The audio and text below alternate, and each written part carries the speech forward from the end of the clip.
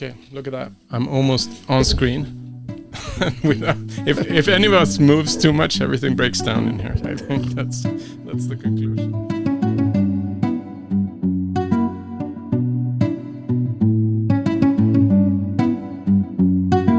Okay, great to have everybody here. Welcome to the Café con Paulo Freire podcast here at CEMUS, the Center for Environment and Development Studies at Uppsala University, here in Uppsala, Sweden. And CEMUS has been around for over 30 years now, started in the early 90s.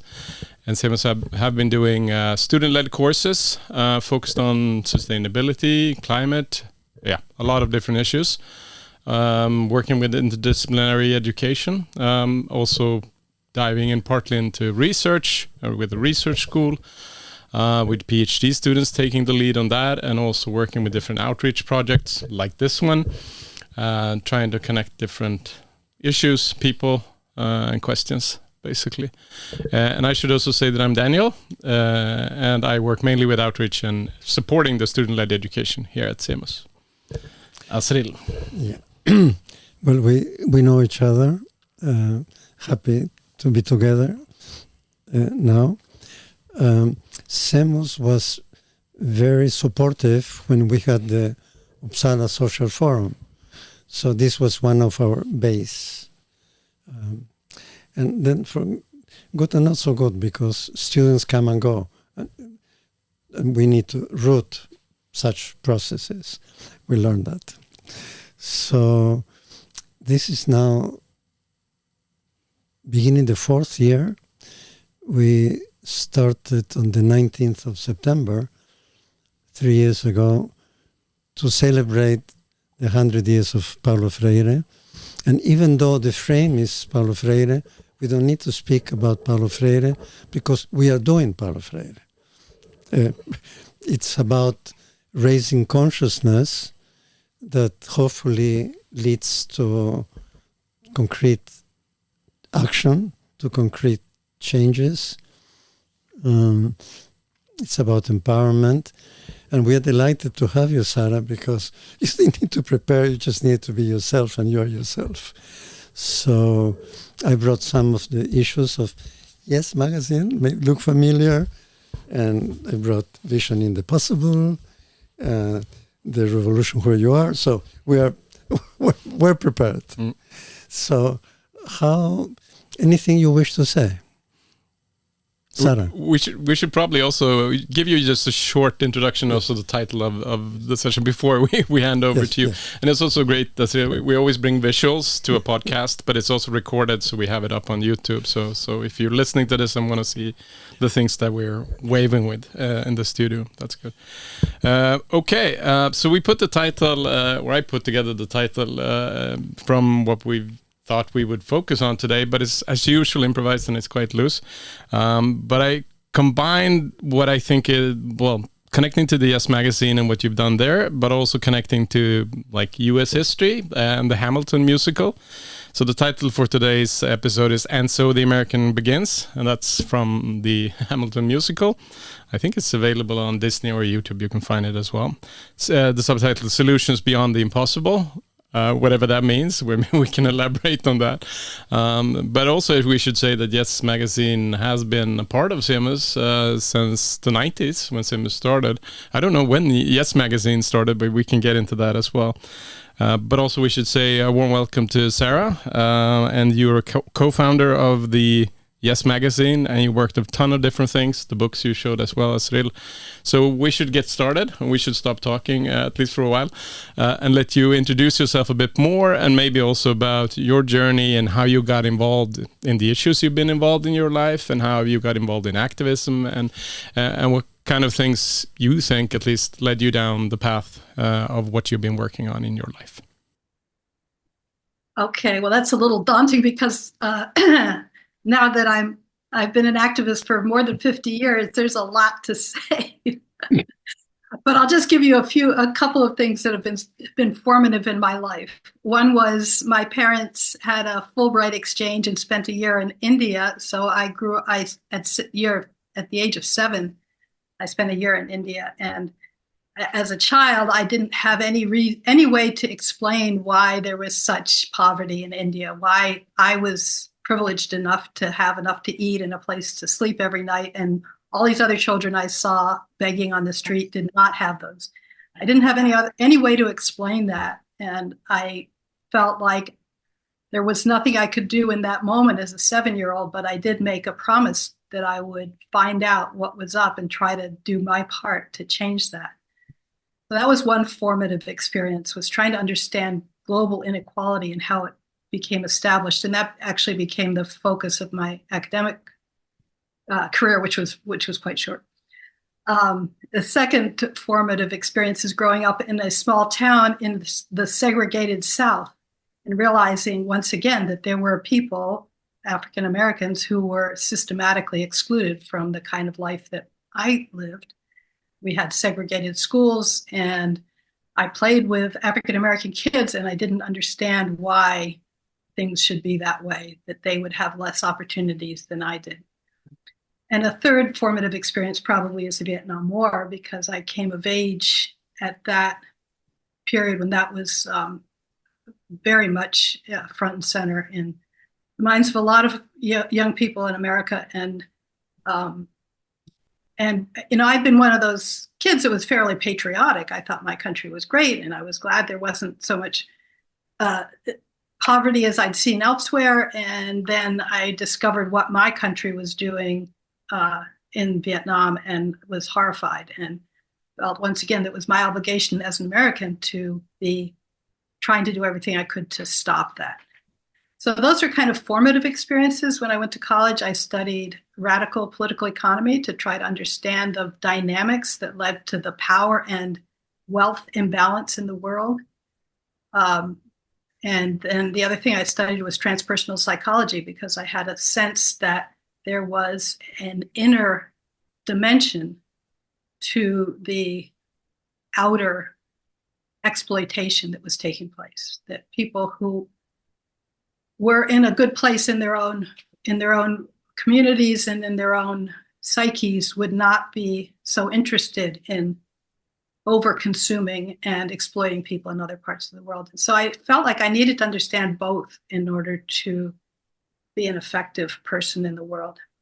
So I did that for a fairly short time, and then decided, okay, I think I have enough to go on. I want to become an activist. I want to see what it's like to put some of these ideas into practice. And so became an activist with a strong focus on making change in my own community.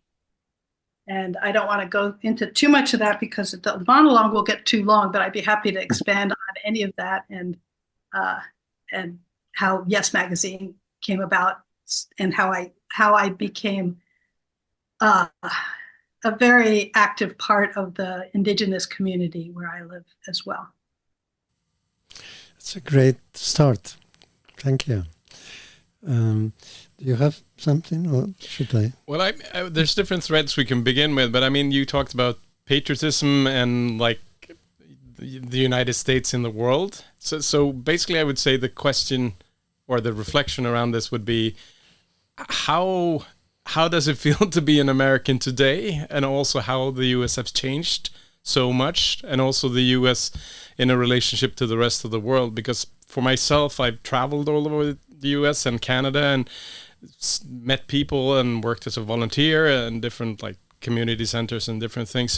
So I have like a love of the American kind of experiment, but also the love of Americans in general, and different people, different places, different cultures, classes, whatever it is. But I think also there's a view of America as the main problem in the world, and also maybe from more leftist activist sides as well. So what is your take on that? Well, we could talk the whole hour just about that. I would say I think the United States has a perception of itself as being in decline. And that's one of the things that's so attractive to some people about the Trump message, that we can recover from being in decline by going backwards. Mm. So I would say that is one thing. And you know, the statistics prove that out in the sense that most young people now are not likely to have the standard of living of their parents. So there's economic decline. There's a sense of malaise, I think, and a lot of, the one of the things that made at least part of the United States as strong as it was the number of institutions, both informal among community groups like bowling leagues and like the Kiwanis Club, but also the local democracies. The number of institutions that were intact and brought people together and allowed people to have some sense of ownership of their communities and of their futures. And almost all of those are seriously in decline. And the fragmentation of life, particularly since COVID, but it started well before COVID, is creating, I think, a crisis. And the Surgeon General of the United States says this, a crisis of loneliness. The fragmentation is so extreme. And I think that's one of the reasons we're able to see disinformation flourish in the United States, is people don't have the reality check of actually being with other human beings, much less in intact communities.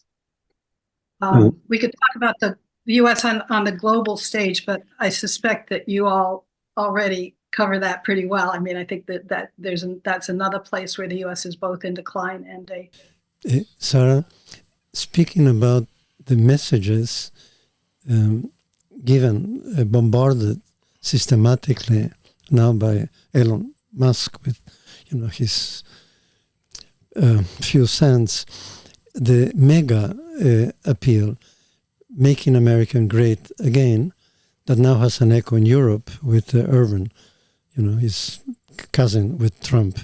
So I'm trying to look at what Daniel brought the States at the planetarian level.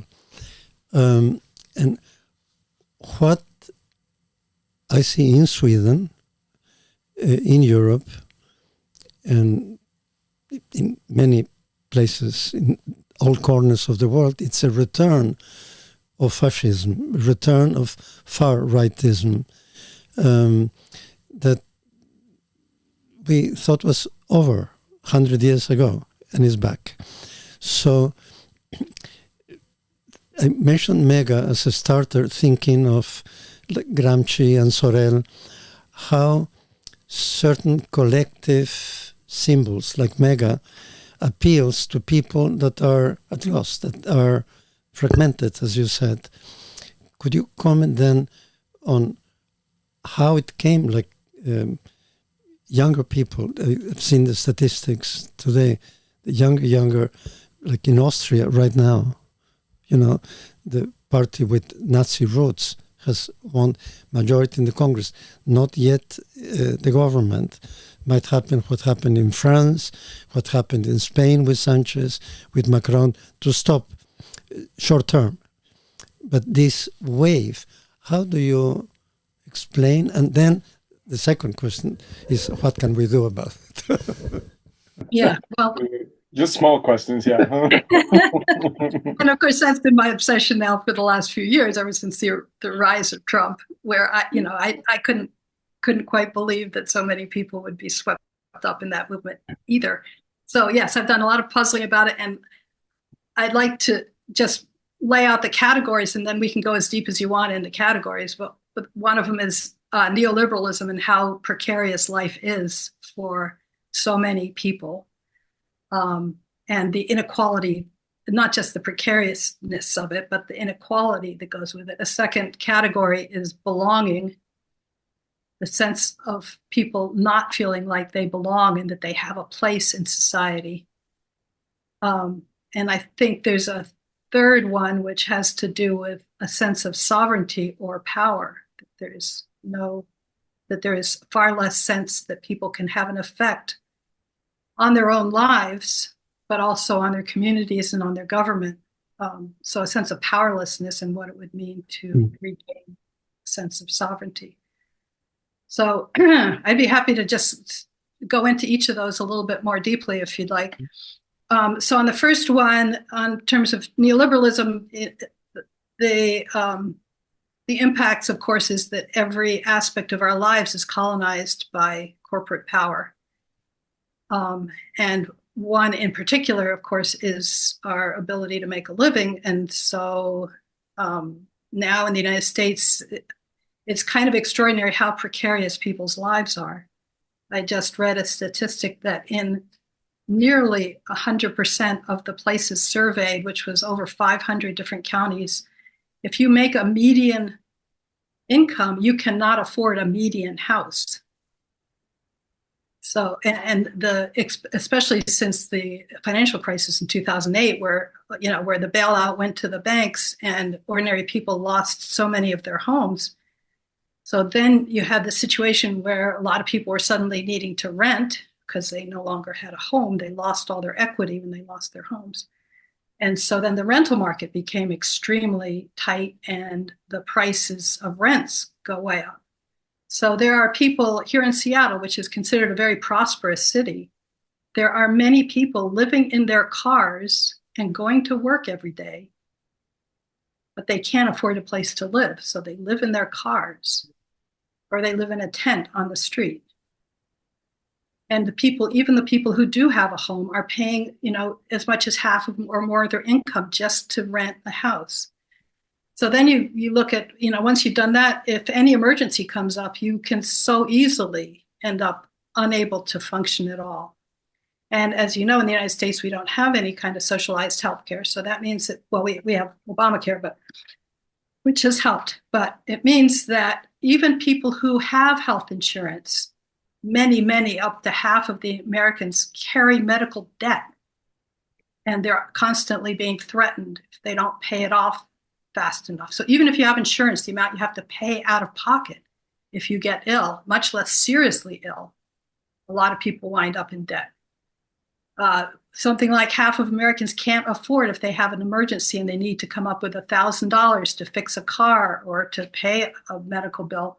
Something like half of Americans do not have that kind of money. So then they turn to credit cards, which are exploitive interest rates. So there's this sense of being precarious and being alone, right? Because there's nobody there to support you as far as family or friends because of this fragmentation. So it creates this sense of underlying constant anxiety that at any point your life could really crumble and you could be evicted because you missed a rent payment, or you could lose your home because you missed some payments on your mortgage. Can I come in on that? This is for me a very critical issue, and I see it in Sweden, but it was influenced by American evangelism. One of the features that I found structurally painful in Sweden is loneliness. It's the highest per capita people living alone in the world. And this is a film that I could recommend later on. And these evangelical movements give a sense of togetherness. And you hold hands, which doesn't happen otherwise. And you sing Hallelujah. And then you have a meaning, and then you have a sense of community based on that with political implications. So I'll give you an example. I was traveling by bus from Chicago to Iowa to visit my daughter Katerina, and there was a lady singing behind me from Togo. So after a while I turned and said, "You're evangelical, aren't you?" She said, "Yes. And I'm praying, I'm singing for you." "Oh, thank you." So eventually I asked her, "Who are you going to vote for?" So she said, "For Trump." "Why?" "Because Jesus wants me to vote for Trump." "How do you know?" "My pastor told me." So in few words, you can understand how this phenomenon in the States, in Brazil, even in Sweden, links with what we are addressing. The fragmentation, the kind of reconstruction of community on this, safe basis. And also a follow-up to that, just a short note on also how, because we talked about that before, how centrist left politics have failed also to create these community, whatever it is, where they fail to create the policies that have structure the kind of basis for people to survive. So I think that's also an issue we could go back to. Yeah. But please go ahead, Sarah. Yes, I agree with both of those points. And I think in addition, centrists, or I would say the Democratic Party, has failed to speak to that frustration and the notion that they keep saying the economy is great. The economy is great. It's almost like saying, what's wrong with you? It's a terrible flaw.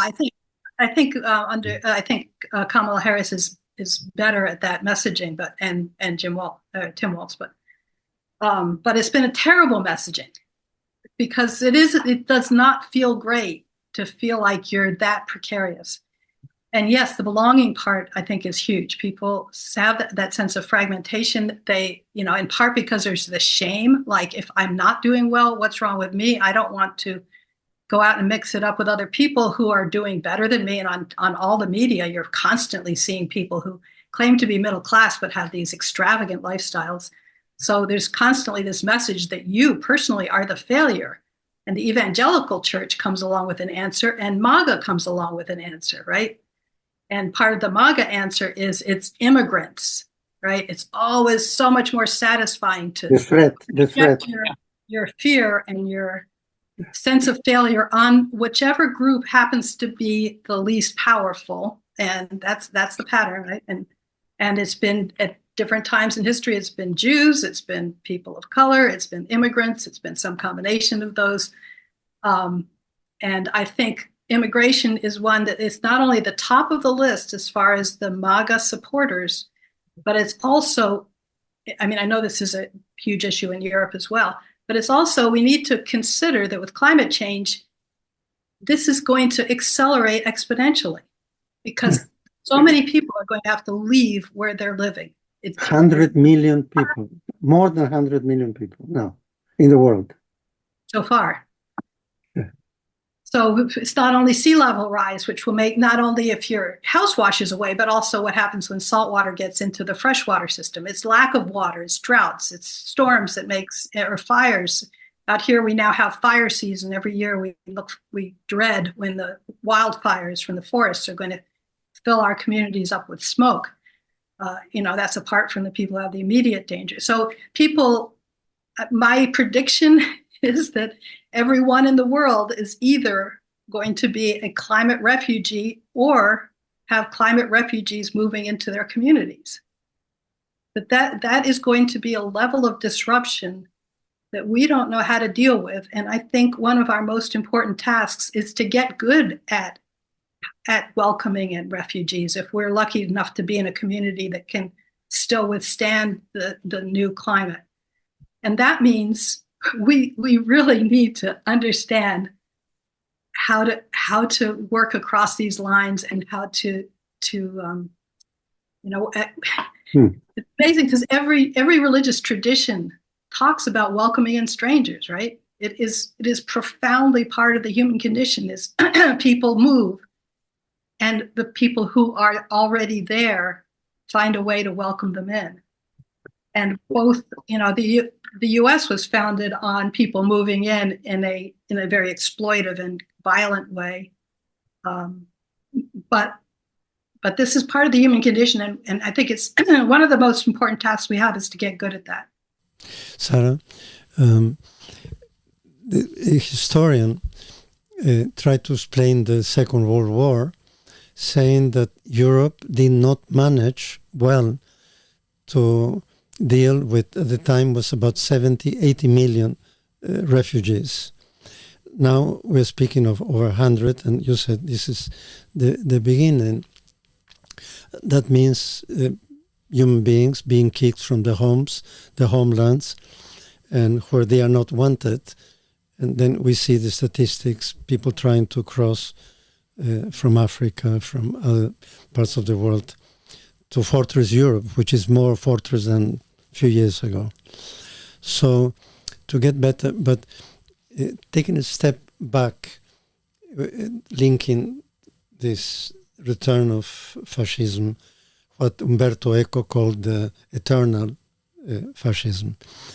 In Sweden, from the 90s up to now, the main topic was in the agenda was immigrants, refugees. Now, the far right has a very simple saying, look, immigrants, refugees, criminality, insecurity, I come and save you. I will give you security. And this is the same kind of line that Hitler had in Germany, and we are having repeat with Trumpism. And in Brazil, it's not exactly that, but the evangelical church, which Holy Church, has links with narco traffic. And we know that Trump, from the beginning, his advisor was Cohn, who was the lawyer of the mafia at the time. So this is the background in a way that people don't know. They don't want to know. So facts are not getting in the picture to countervail the simplistic appeal to the collective imagination. And facts seems to have very little to do with it, but it's more emotions and how you feel. But I think we also connected to that in previous episodes, but also if you look back to yourself, politicians or any people that bring up like, this is the facts, that's in most cases is not going to convince you unless it's very simplistic or it's math or something. But emotions is driving your own personal change as well. And I think that is a kind of a link also to how do we actually then kind of rebuild or build communities, or small or big communities, and how do we also become better at actually being inclusive, even when it's people that are very different in their backgrounds, their class or their experiences. Because I think that is also one of the things around the environmental movement and the climate movements, at least in Sweden, but also I think in the rest of the world, that it has become a fairly middle-class project. It's been, in some cases, at least in Sweden, a fairly white project, and it's been the same kind of lines and it's been the same kind of strategies for a long time. So, and it's become a bubble of its own in some cases. So, bubble, and it's like propaganda and how to deal with that. I got yesterday statement that Greta Thunberg was a millionaire, that she had 10 cars, and it came from somebody trained as a sociologist in the United States.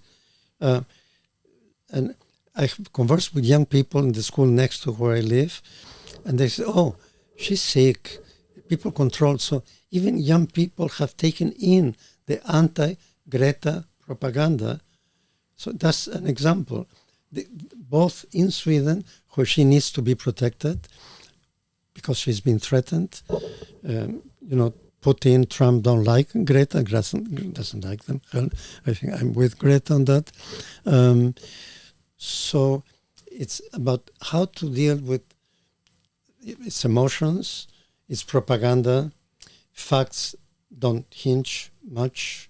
So that was the second part of the question. So we understand that it's a wave that continues to grow. And then the big question would be, but maybe you can complete with your categories the analysis, and then we go back to what to do and how to do it. Okay. Yes, and I do feel like the factual argument has not persuaded people because the emotions are so strong, and the fear, and just one other thing about the immigration part of that is I think part of the reason that is so salient is because some people feel like they're already struggling to be part of society economically, but now you're also telling them you don't belong in this community anymore because now everyone's speaking a different language, that you don't understand what they're about, they're not part of the group you grew up with.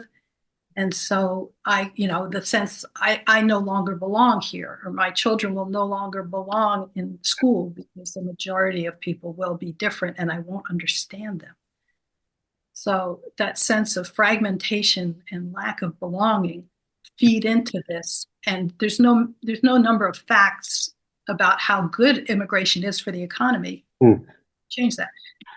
And I should also say that the scale of the immigration has created actual challenges in terms of accommodating that many people who need medical care and need schools. And they do contribute a lot, but it's still a challenge. And I think it's important to acknowledge that that is a governance challenge. It's not insurmountable, but it isn't easy. It isn't a question of just saying, no worries. Can I come in very short now?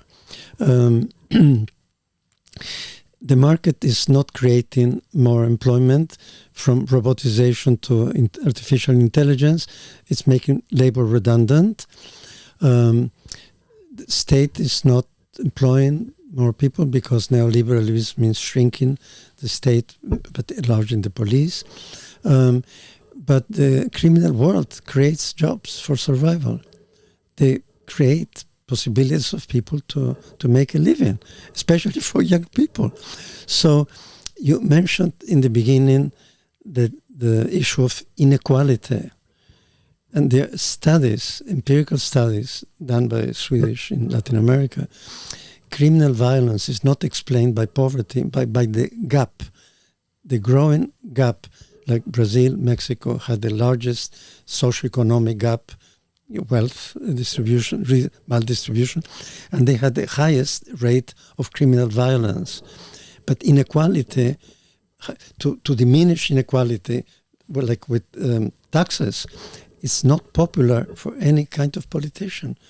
So neoliberal politics lowers taxes, makes the rich happy, but people are not dealing with the issue of inequality because you lose votes. So that was just a side comment. Well, the only part I disagree with is on the last one. I think actually taxing the rich is popular. Now, it's dangerous because then the rich people are going to line up against you and fund your opponent. But I think as far as, if you look at the statistics, as far as what the American people think, I think they do like the idea of taxing big corporations and very wealthy people. And part of Kamala Harris's platform, I believe, is that she wants to raise taxes on people making more than $400,000 a year, which I think most people say that sounds fair, you know. Just don't raise my taxes. Okay, so I think that the third category kind of fits into the other two, but I think it kind of fit that question of sense of powerlessness and sense that I have no effect on my community. I have my own life is, precarious, and my day-to-day experience in my work life is full of a sense of powerlessness where I have to do things that may seem ridiculous or absurd or demeaning. And these huge forces are taking place that are terrifying, and I have no way to influence what's going to happen. And that again is I think a real really shows in a way where the Democratic Party has failed, is because the Democratic Party should be the voice of people who are feeling that, but instead has taken the stance of the elite.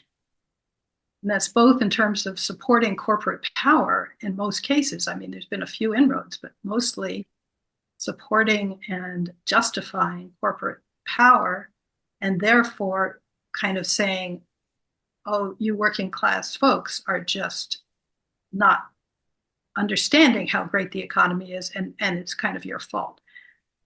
So instead of being a political party, and because the US is stuck in this two-party system, so we can't get a third party that could do that effectively, potentially to the left of the Democratic Party, without it becoming this spoiler crisis, right? Oh, you're going to help Trump get elected. Every year, yeah, you're going to end up with some really wacko right-wing fascist if you don't toe the line and vote for the Democrats. And I do. I vote for the Democrats every time, but I don't work for them. I work for social movements because that's really where you shift power. And the social movements at times are able to get the Democratic Party to do the right thing. But it's far from what we need. We really need a political capacity to get the change we want. one of the things we did at Yes Magazine a number of years ago is we did a people's agenda. So, and we didn't just make it up, which we could have done. That could have been fun, but we went into the polling data and said, where are there a majority of Americans who want something that will really make a difference in their life, which neither party is offering? So one of those was on that business of taxing the rich. Another was on curtailing corporate power. Another was on having truly universal health care. Those all had large majorities of Americans who wanted them, and neither party was offering them. So I can sort of transition to more about solutions if you like. Yes. We should do that, and we should connect them back to this issue of community. And community in English is not really possible to translate into Swedish. It becomes gemenskap, or but it's a better word in English, I think. Togetherness. Yeah, togetherness, but also practically, because we tried in the podcast to have a practical aspect as part of the Paulo Freire legacy, and because also education at CEMUS, but also at the university, is a lot of talking. So we want to do more of the doing and all of this, although we are talking. So where, from your journey and from your experiences and Yes Magazine, all these things, where do you start then, if we start from the now with the lack of community or people feeling alone? How do you actually, what is the first steps of starting something that builds community and builds positive communities? Yeah, great question. If I could answer that a little bit roundabout, I work for a Indian tribe full time, so that's where a lot of my focus has been for the last 5 years. But before that, I was a neighbor of the same tribe and helped start an organization, a little community group, to try to combat the anti-Indian racism that was rampant in this area. And as part of that, we were building community. So we started out when Chief Seattle's grave was desecrated, and we felt, that somebody needed to speak up and say this is not okay, and that the larger community is in solidarity with the tribe when it's being attacked in this way. So that was kind of our first step, and that I started that organization along with a tribal elder who I'd met just once previously, when a bunch of these same people had been protesting the tribe's work on building housing for their members, because they didn't want more Indians living in their neighborhood, even though it was on the reservation. So I'd met a tribal elder, and we were the ones that kind of pulled people together and said, we want something very different here. And so we made a public statement of that kind at the invitation of the tribe. But then we were sort of lost. It's like, okay, now what do we do? We want something different, but what does that mean? What do we do? And so I was sort of tempted to say, well, we go away until something else happens, and then we come back. And the elders, his name is Ted George, he's since passed away. He said, no, we need to stay together. We have more work to do. And so we decided one thing we needed to do was to educate ourselves so we would better understand the indigenous history where we lived. And the second thing we needed to do was to celebrate, and this was also his suggestion. He said, we're always told how broken we are as a community. We need to celebrate the people who are making a difference. Mm. So we started having potlucks where we would choose a few people, native and non-native, and just say, this person is doing this wonderful thing. Let's just all bring food. We'll sit down. We'll buy a few gifts. That was the only money we ever spent, was to buy gifts for the people we were celebrating. We'll buy them some gifts, and we'll just appreciate that they've been part of this community in such a good way. And so that became part of our pattern. And so there's two elements that I think apply elsewhere as well. We spend so much time tearing each other up, and spending time lifting up people who are truly inclusive, who are truly bringing the community forward, can help to change that dynamic. And educating ourselves, not just as organizers, not just saying, okay, we're going to educate you so you understand this better the way I do, but to say, we all need to learn something here. What is the indigenous history of this place that we live? How well have we done on including all people in the past? Who were the previous immigrants? Because in the US, a lot of people don't know that the Irish used to be the disdained group.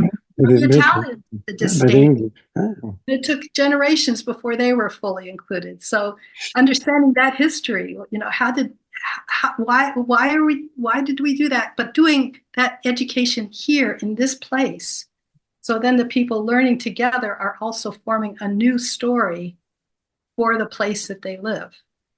And then another element of that is understanding the natural world where we live. And it can start with something as self-interested as, where do we get our water? And is it safe, right? Because everybody cares about what they're drinking. Is it safe? And if it is, great. How does this watershed work that is keeping this water safe? If it's not, why not? What are the sources of pollution? What are the native plants that thrive here? And how have they been used by indigenous people over the years? How do we grow our own food? So making these questions ones that bring a sense of belonging, because we're doing this together, bring a sense of deeper understanding, but don't take us into the things that necessarily trigger us. By doing that, I don't mean, oh, well, let's leave out all the people that might upset somebody. I don't mean that at all. I mean, we include everyone from the get-go, but we don't necessarily start this conversation with the items that are most salient at a national scale, because people have already gotten super triggered by those. We start with the things that matter here and now. We care about our children. We care about our health. We care about having safe streets. So how do we do that together? Wow. I followed every bit of what you said. And I think this is the slow community building from the grassroots and becoming more and more inclusive, like a wave. But I was thinking of marketing, because marketing is one of the elements that it's tied to politics today. Through algorithms, through Cambridge Analytics, through this kind of mechanism that gets the votes, appealing to basic primordial fears, fear of the stranger, of the immigrant, and so on. So while Freire is about raising consciousness, and we're speaking about education and community building, empowerment in a slow cumulative way, there is also a rush to counter propaganda. I don't know how to call it, counter propaganda, to be able to fight fire with fire, kind of like, yeah. So how could we link this slow popular education approach to reclaim the public imagination? Like in the States, I know that Trump is trying to win the worker vote. In Sweden, more than 40-50% of workers are voting for the far right today. But it has been brewing for a long time. So those are, you could say, questions in terms of tactics. How, because we need to have the long view, but we also need to deal with immediate votes, elections in the States in a few weeks, and so. Well, I think Kamala Harris's campaign has been brilliant. And there's two things that I think have been brilliant. First, and I don't think they planned this, I think this kind of emerged. But the first one was the Tim Walz use of the term weird. Now, it's one little word. Yes. It kind of, up until then, the messaging and the way I've been feeling was, this is powerful, terrifying, overwhelming. I don't want to even think about it. I want to turn away. So that was how I felt. People who were supporters felt empowered, entertained, feeling like, okay, now things are going to change. Now I can feel powerful. Now all my disquiet is being recognized. So, so this one word, weird, helped to show that it's not so powerful. It's just bizarre. It's not just bizarre. It is frightening as well. But put that front and center instead to say, this makes no sense. This does not have anything to do with who I am or who our community or who our country is.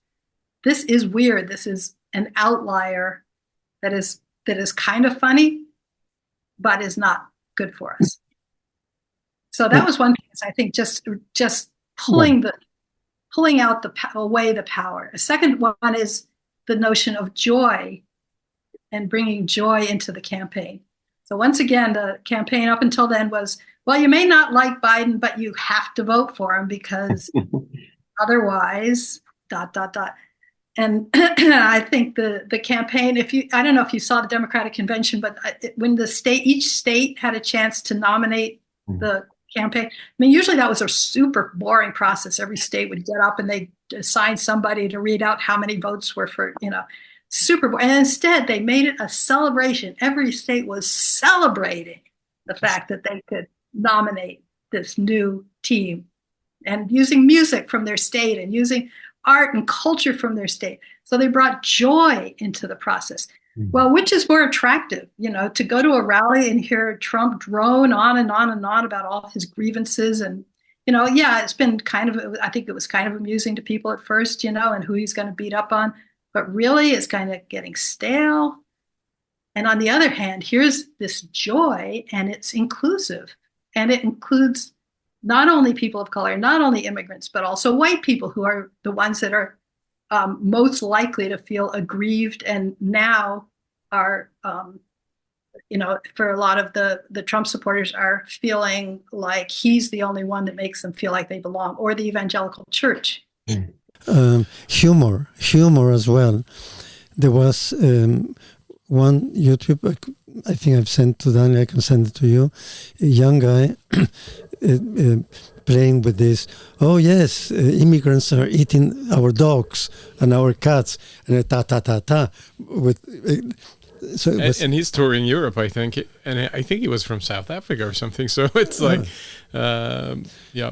Oh, I thought it was from the States, but humor. So celebration, joy, humor, those could be elements to put in the agenda. Yes. Yeah. Maybe that's a homework for us as well with the podcast. Maybe we should have more of at least one episode that it's more joyful, fun, and celebratory. And there's plenty of people that we don't celebrate that much at all. And maybe it's a Swedish thing as well to not be so joyful always. But how, going back also to the election, it's just over a month until election, and early voting is already started in different states, because you live in a state where the result and the outcome is pretty much given. But how are people getting involved in these swing states, and how can you get involved if you're not living in a state? Or is it only online that people are involved? And rural areas as well. Let me add one other thing to the celebration, which is culture. That's that, everybody loves Mexican food, right? So even the people that have dim views of Mexican immigration love Mexican food. So what happens when you put that front and center? What happens when you celebrate together that having all these diverse cultures enriches our community? And you're invited,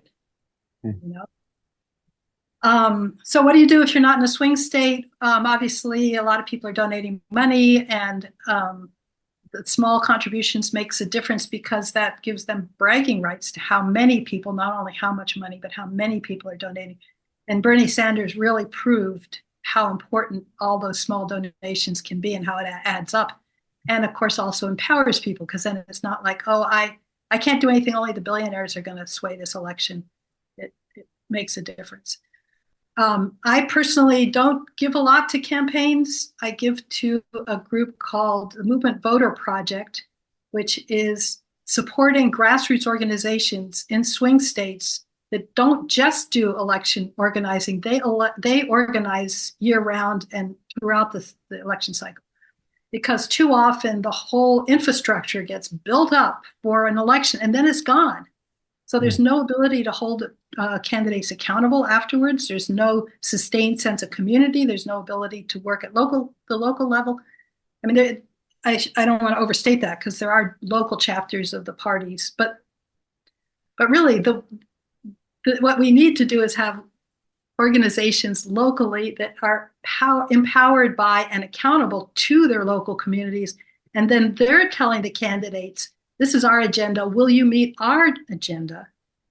And the Working Families Party is an excellent example of that. They do that. They support candidates that will follow their agenda.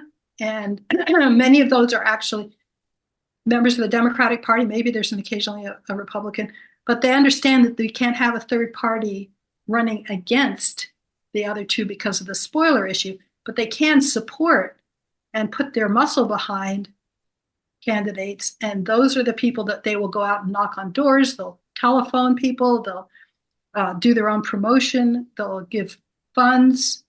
And then later they will check back and say, did you do what you promised? And if not, we may support your opponent.